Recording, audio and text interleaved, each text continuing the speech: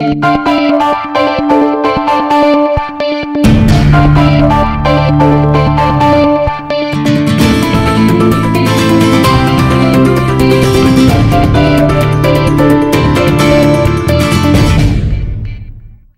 I'm Bob Scott, president of Adelphi University.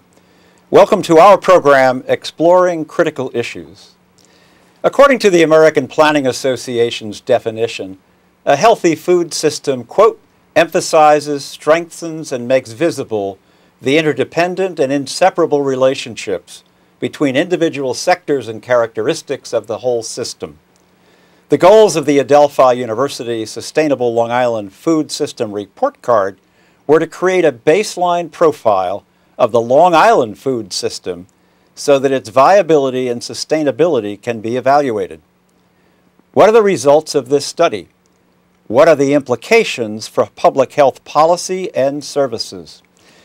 To explore these questions, we have a panel of experts, and they are Ms. Sarah Eichberg, Adelphi University, Ms. Amy Engel, Sustainable Long Island, Dr. Melanie Bush, Adelphi University, and Dr. Tanya Samuel, Adelphi University. Well, welcome and thank you. Why don't we start and go around and just explain to our viewers what your area of expertise is and your relationship to these topics. Melanie? Well, as a social scientist whose work specializes in issues of inequality and social movements, organization of society, world systems, food, and plays a central role to every single aspect of that. For me, food as an essential human need really anchors so many other questions about economic arrangements, community arrangements, and health. Okay, that's good. Sarah? Great. I'm Director of Community Research for Adelphi and also affiliated with the Center for Health Innovation. And we spent the past 2 to 3 years looking at the issue of food inequality in terms of our programmatic events and research. And we've put out 2 reports, one that we're discussing today with Sustainable Long Island, the Food System Report Card, and another that focused on food inequality using qualitative research methods, more from a social scientist perspective. I'm also a sociologist. And so I also have a deep interest in health disparities and social structures. All right, good. Amy? So I'm with Sustainable Long Island. I'm the executive director. And at Sustainable Long Island, our mission is to look at the 3 prongs of sustainability: economic development, environmental health, and social equity. And as part of the social equity, we focus a lot on food equity. And certainly the Food System Report Card that we did in partnership with Adelphi focused a lot on that. So that's why I'm here. All right. Tanya? Yes, hi. Thank you for this opportunity, actually, to be on this panel, because my interest is in health disparities. And I'd really like to see and live to see the day in which places in which people live do not really determine their health outcomes, because the local food environment is very influential on the options and the access that people have to obtain food, and in particular communities, these options are limited.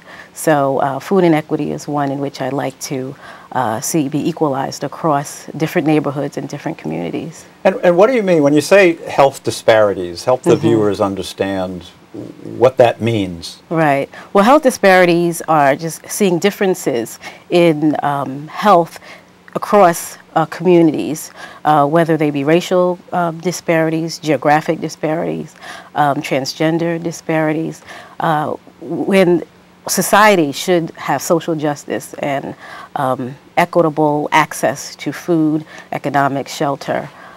When we see that there are not equalities across the board, you will begin to see differences in health based on a lot of social So disparate access to health information and nursing or medical care result in unequal outcomes. Unequal outcomes, yes. All right. And then what do we mean by food inequality? Sure. Well, food inequality, from my perspective, and in terms of how we looked at it in the food system report card and the other report that I put out, basically it's inequality in terms of access to food. Not everyone has equal access to food. And then that could be geographic access, physical access to food. Not everybody has access to the same kinds of food. And then in addition to that, it's just, again, getting back to what Melanie said, it's looking at inequality, and also Tanya, looking at inequality in terms of a social system that's unfair. So putting food into a social, economic, cultural context. So I spent some time as a sociologist, and I recall, I forget who wrote it, but there's a wonderful set of metaphors of portraits and landscapes. So help us understand perhaps 3 different portraits of food access inequality that then, against the background of the big landscape. So what are 3 scenarios of food access that would show the disparate access to food? Well, one good example I'll start would be just economic inequality, lack of access to food because incomes and then household budgets for food just simply aren't enough in order to afford the products that are out there. So that would certainly be one right. indicator of access inequality. Well, I'm thinking, Amy, maybe in the work that you've done, I mean, it seems to me there's a King Cullen on, almost every few blocks, or not quite, but you get the picture. And so that obviously is not the case for every community. So draw a couple of other portraits of the providers of food and who they are in different communities. Well, I think when you speak about the landscape, one thing that comes to mind is the prevalence of food deserts on Long Island. So Sustainable Long Island did a study with the Long Island Index, and we did a food mapping study across Long Island that pinpointed that there are what we call food deserts on Long Island. So there are many different definitions for food deserts, but one of the most common is a 1 mile radius that you don't have a supermarket or some kind of grocery store that has fresh produce available. You might have convenience stores and corner stores, but they don't have the range of choices and specifically healthy choices that are available. Now on Long Island, because you have to drive to so many places, we don't have the best mass transit available, we shrink that radius even further. So sometimes on Long Island we use a 1/2 mile radius. So in other words, if you don't have a car, you'd have to travel a 1/2 mile to get some of those healthy food choices. And it's very difficult. If we have people in low to moderate income communities that have to take 2 buses just to go grocery shopping, instead of, if they don't want to buy produce, if they don't want to buy all of their groceries at the corner store. And those corner convenience stores often have a prevalence of canned foods, high sodium, high fat. They don't have any fresh produce. So that's, when you were speaking of portraits, that paints a very different picture. Right. You don't have a car. You don't have the means to, maybe you have young children, you don't want to take 2 buses, it's easier for you to get everything at the local 7-Eleven. That's a problem. It really limits your choices. The irony is, I think Long Island is the major agricultural area of New York State. It is. And so you would think that there's food, and yet probably out in the eastern part where there's the most agriculture, there's probably the least public transportation. Correct. And there's also an issue of distribution that came up as far as packaging, manufacturing, marketing, and distribution that came up as part of the food system report card. And then how does this affect public health? Well, public health, and also dovetailing on what you're saying about the landscape. In certain communities, the landscape, literally, the picture shows from advertising a lot of fast food marketing in particular communities, and communities of color in particular. So what people see in their landscape is different. And if you're marketed to eat fast food restaurants, which have high caloric content, it's on the go, and it's usually cheaper, then these are the options that people have, and eating or overindulging in those kinds of foods will create obesity and higher rates of possible, diabetes. So the landscape literally and what people see can influence food options that create, possible higher rates of obesity and diabetes. So Melanie, go. Well, actually, I think that this is partially in terms of my own interest of understanding food within a social context. So I've done some work in Detroit, related to Detroit. And so to understand and think about food and public health, we have to look at, for example, in an area, the deindustrialization, the changes that have happened in society that have stripped jobs, stripped really any kinds of grocery stores, people buying their food at the gas station. You have neighborhoods where there's been almost 100% unemployment. And here's where it's both a challenge and also an opportunity, because it relates also then to the economy. So what has been the response amongst many communities? There's over 1,200 urban farms, almost 2,000 sources of community-based methods of producing food. This is in Detroit? In Detroit. And actually, this is happening all over the globe. I know that certainly in New York City, it's also an emerging form as people start to say, well, it's not that jobs are going to come back that will give me the money that will let me go buy the job, which will bring the money into the community so the stores will reinvest, that there's a whole nother way of reconstituting ourselves as community, as society, which has food at the center, but also has people striving to reorganize themselves to meet that need through time-earned solutions. You think of when we moved from the agricultural, to more industrial. I mean, that was stripped from us. And a lot of communities around the globe are really moving back in that direction, especially under the current political economic crises. Does the Farm Bill address this movement or support? No, not at all. I thought that might be the answer. Exactly.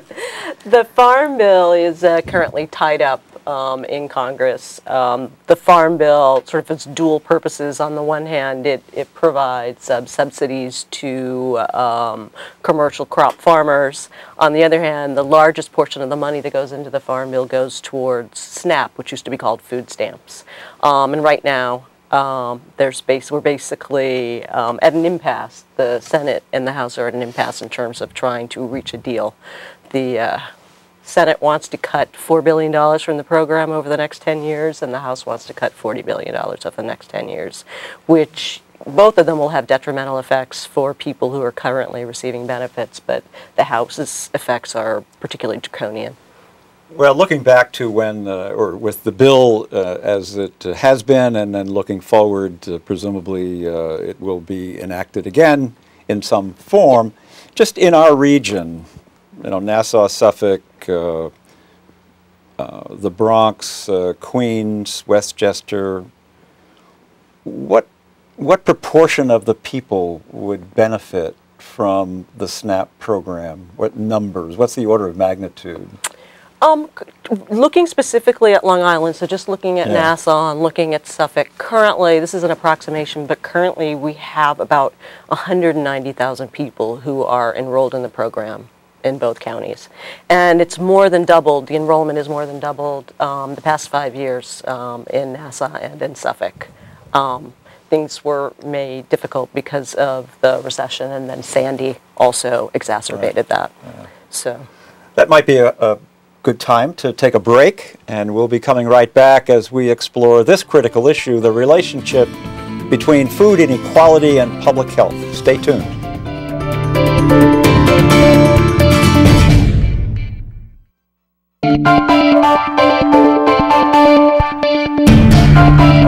Welcome back to Exploring Critical Issues, where we've been discussing food inequality and public health. Sarah, you were just talking about the numbers of people in just in Nassau and Suffolk, 190,000 eligible for SNAP, the food program? Not eligible, 190,000 who are enrolled. There are more who are eligible who are not enrolled. Okay, all right. Because I believe I read that the number of people going to food pantries is over 300,000. Yes. Yes. That is so correct. how do we explain the difference between those two numbers? Yeah, those two numbers. Sure. I mean, one of the issue, in order to qualify to receive food stamps / SNAP, you cannot make more, a household, except for certain, there are certain caveats here, but for the most part, a household can't make more than 130% of the federal poverty line. So, which is what? Which is now about $23,500 for a family of 4.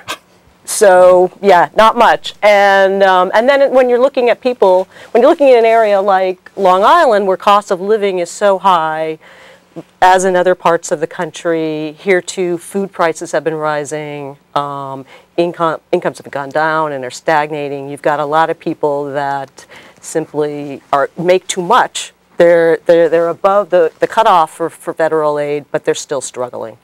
You know, I shouldn't comment the way I did. I think it's that 30% of undergraduates at Adelphi come from families who earn less than $25,000 a year. Wow. So tell us about this report card. Everybody wants to be graded, except us, but the viewers will grade us. But tell us about the report card and the findings in relationship to this broader question we're discussing. Sure. So it was in partnership with Adelphi, and it was an attempt to quantify and create a baseline. So much of the data had never been gathered in this way, and so much of it hadn't been put together to look at the entire food system.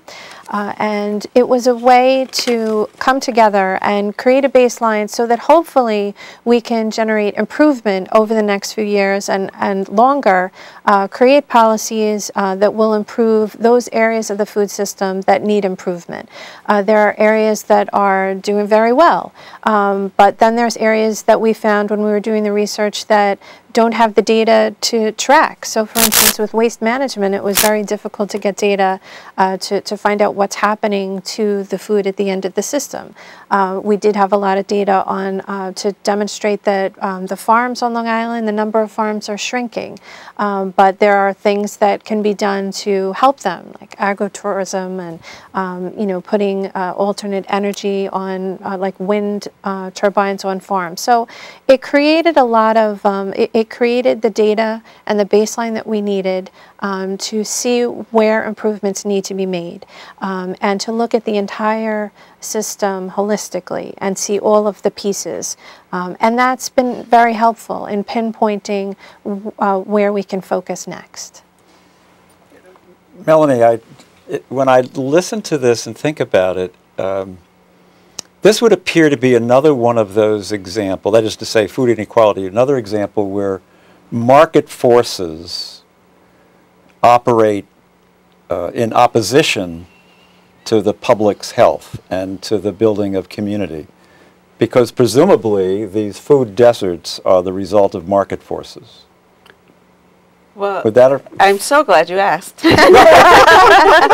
well, because as the last who were speaking, one of the things that I've been thinking about in the theme of the centrality of food to society, really, and public health being a key sort of component of that, has to do with research I recently did for a book coming out this spring, Tensions in the American Dream, Rhetoric, Reverie, Reality. One of the most compelling interviews was of someone who migrated from Latin America. And in the conversation about the American dream, you know, I was saying, oh, are you coming for, you know, things are going to get better. This is someone resident in the Long Island area. And they said, my grandmother was hungry. I wasn't thinking about any dream. And the only thing I could think of was how was I going to find the food, because the land that we had been cultivating was no longer available to us. And so the issue of market forces and then creating the structure in the society, which then having the consequence in terms of food access, never mind the relationships between, people in communities that are either struggling to get food, or even for those of us who may be in a more secure spot.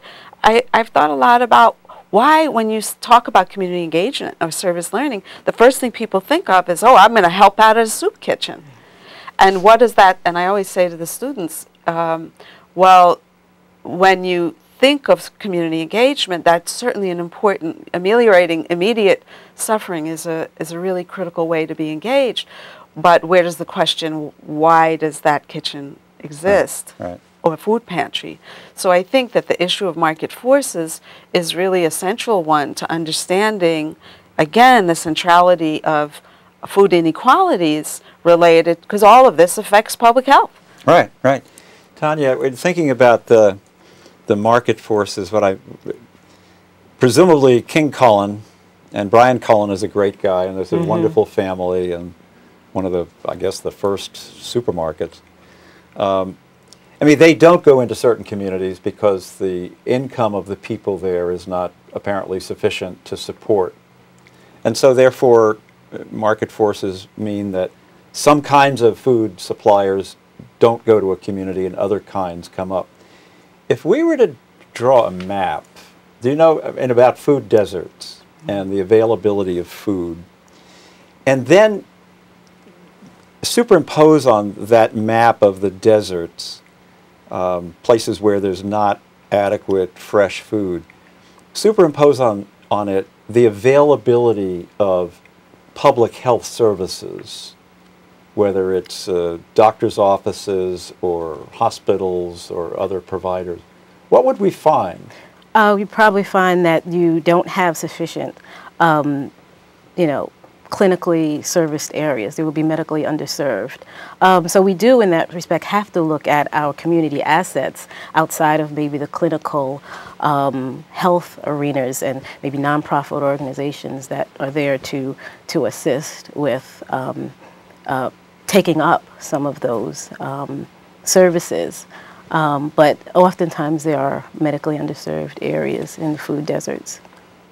And that's sustainable moving in. One of the fascinating, talk about market forces, one of the great achievements in our country is the development of nonprofit tax-exempt organizations to fill in the gaps where we don't provide government services, and sustainable is a good example, right? Why, thank you.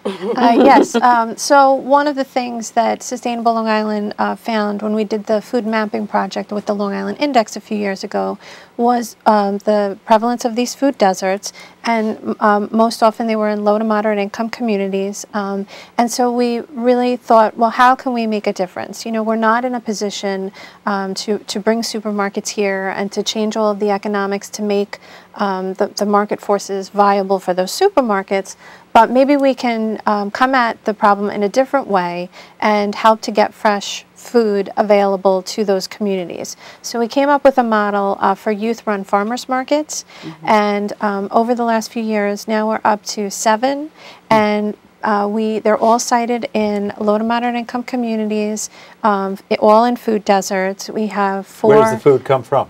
Well, we have the market manager and people from the market go all the way out east. We have a partnership with many of the farms, and they give us a break on the food.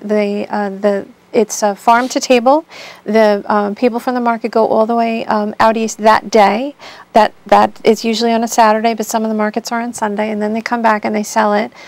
So you're really getting the very freshest food available. 12 months of the year? Sadly, no. I didn't think so. We have the beginning of July through November. But at least for those Yes, months, those communities have access to the fresh produce.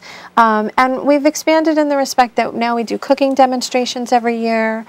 We try to show people how to cook the food, and a lot of the produce is things that people haven't seen before. And we even have the students that work there. All the students are hired from their particular communities, and they say, well, why does the broccoli look like that? And we say, well, that's how it grows. And so we actually did field trips this year to bring the kids to the farms because they had no idea. And they said, well, why is it on the ground? Well, that's how it grows. So it's really been a wonderful way to educate, to raise awareness, and to bring those healthy food choices to communities that need it. And it's interesting because it ties in with the health, because we've partnered with North Shore LIJ Health System, and they bring some of their health insurance, and they have people that come and sit at the farmers markets to make different programs available. And they actually partnered with us this year. It's on their Healthy on the Hill initiative in Spinney Hill, which was to launch a farmers market there to serve that community. So it's been a good partnership. Yeah. Is it in some schools also? Yeah, I was just going to ask about food in schools. Well, we don't do farmers markets, but we're working on the idea of community gardens and school gardens, and we've been doing that with SUNY Stony Brook. They have a wonderful program, and we're hoping to get more into the schools. A lot of farm-to-table, farm-to-school programs. What is the system of getting food to schools and fresh food to schools? Don't tell me that the public schools out east near the farms don't get their food from the farms. I think that's pretty much what I'm going to tell you. I don't think on Long Island there's a lot of farm-to-table school programs going on. And for one thing, it's very expensive. And so that the reimbursement rate from the government in terms of providing school meals for kids is pretty low. And so it makes it very difficult to be able to finance local food. And I've heard from farmers, and I don't know that this is true, but this is an argument that's made, is that the seasons are just off here, and it's difficult to provide fresh produce when the school year basically is outside of the time that the crops are coming in. Be interesting to see how food gets to schools elsewhere. Right. There may be something for us to learn. Well, I know that in Detroit that there's actually a sizable number of schools who have these gardens, so that they provide a platform for learning about everything from math to science and even literature. And that's a good point to take a break. We're going to we'll be coming right back to talk more about food inequality and public health as we explore these critical issues. Stay tuned.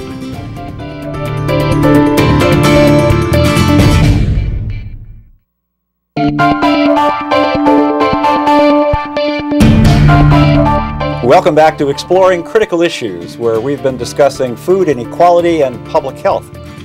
Helping us explore these topics, we have a panel of experts, and they include Dr. Sarah Eichberg, Adelphi University, Ms. Amy Engel, Sustainable Long Island, Dr. Melanie Bush, Adelphi University, and Dr. Tanya Samuel, Adelphi University. So let's just pick up on that last thought about food in schools. And are there any gardens on Long Island schools or in New York City schools? Yes.